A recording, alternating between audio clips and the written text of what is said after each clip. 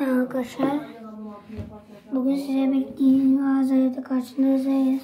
Çamaşır makinesi sıkışmıştı.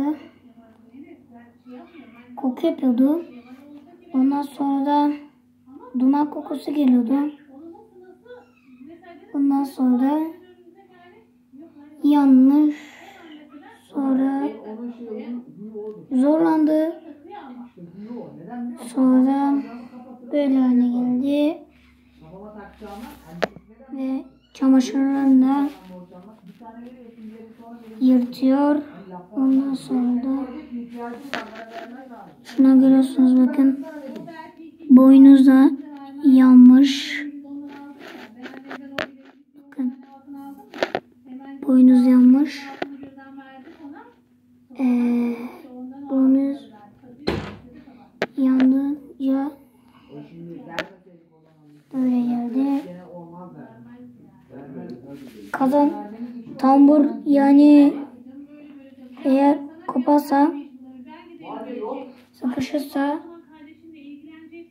çamaşırlarını yıkamaz. Sadece bildiğin yanar. Cama çıkardık. Sonra kastaya çıkardık. Sonra da birden bir ortaya geldi. Bir makineye çalıştırdığınız zaman evde çalışırken böyle haline getirdi. O yüzden siz makineniz zorlanırken şimdi suyu da dökün. Ondan sonra ben de içi açtım.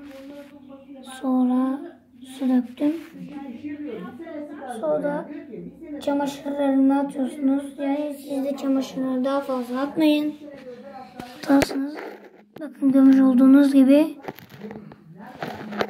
kazan tam buradan içinden çıkmış. Dur. Bakın, içinden çıkmış ve makinede zorlamış. Makinenin çıkarma işlemi yaptım. O yüzden siz daha fazla çamaşırı çıkarırsa doldurmayın. İyi seyirler.